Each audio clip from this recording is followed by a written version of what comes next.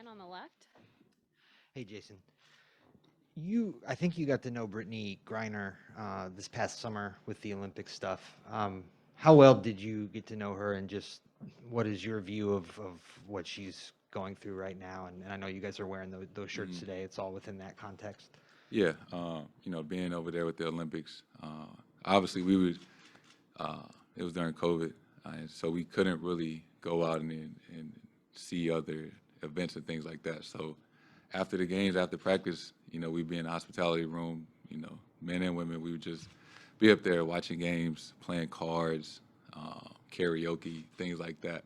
Uh, Video games, she's a great person to be around, right? She uh, just enlightens the entire room with her personality. So it's extremely tough seeing what she's going through. And I know everybody sees and feels that, and obviously we're all, together in support. Trying to, bring her back, to her family and things like that. Uh, so yeah, wearing those shirts today, in support of her. Question on the right. When you have a tough shooting night, um, do you have a temptation to come out in the next game and try to get going early? How do you respond to that in the next game, and how do you fight maybe some of the bad habits that might creep in after a game like that? Um, what you mean bad habits? Any potential for, like, maybe you want to shoot when you might should probably should pass or anything like that, or does that even come into play? Um, I don't think so. I had more assists than points last game. Uh, so I feel like I made the right play more often than not. Uh, it's not much to overthink. Um, I feel like it's a lot of shots, open shots that I miss that more often than not that I make. So it's not something that, I'm losing sleep over. We won. That was most important, right? It's the finals. That's all that matters. Obviously, I know I got to play better. I can't shoot like that every game, and hopefully that we win. So I expect to play better on, shooting wise, but just impacting the game in different ways to do my part in, helping us get a win. I will continue to do that, and just read the game, read each play. You know, that's how I, kind of approach next game. Question in the middle. Just kind of along those lines, when you've had some tough shooting nights, for the most part, you bounce back right away.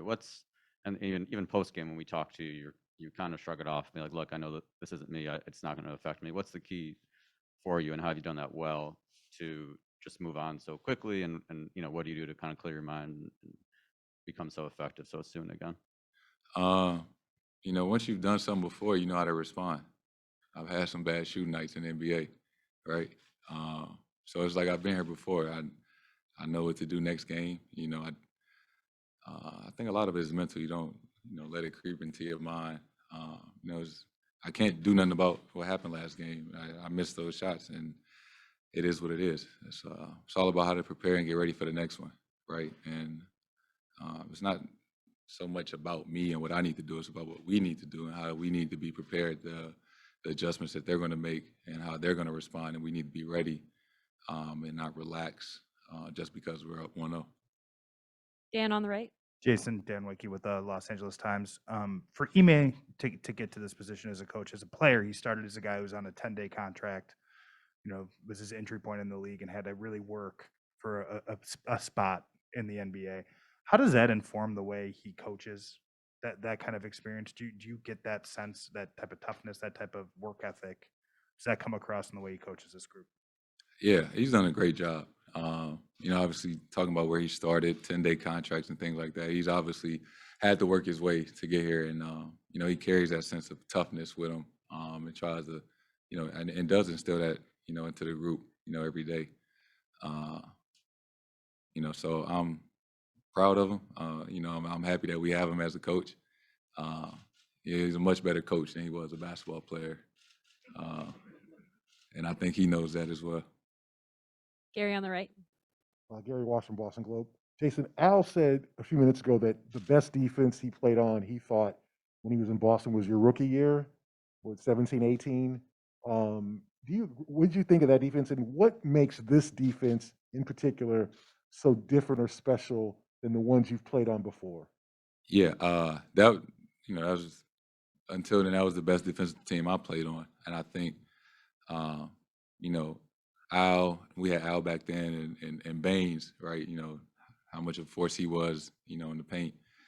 I think what's different now is Smart is now the defensive player of the year. Not to say he wasn't a great defender, but he's gotten better as well as I have, and now we have Rob and JB's a much better defender. And I think a lot of those core guys just got older and more experienced.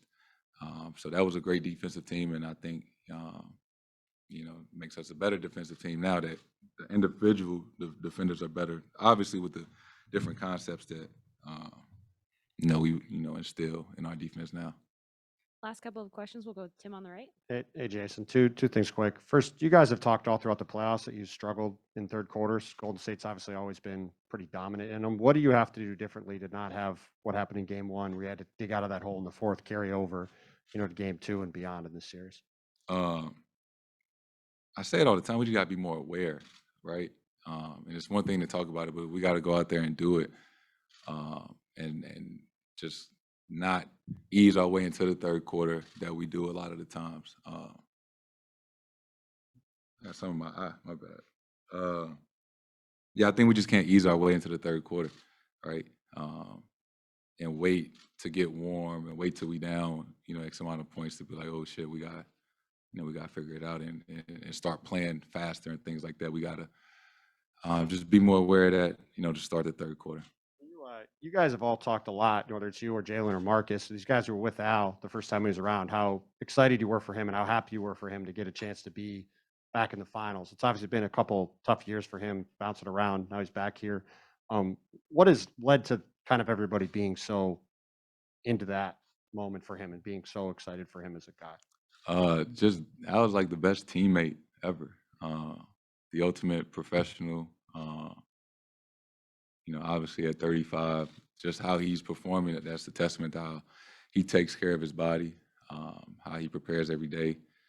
And Al is, the same guy that he was today that he was my rookie year, just welcoming everybody, doing whatever is best for the team, sacrificing touches for himself or whatever. Al just wants to win.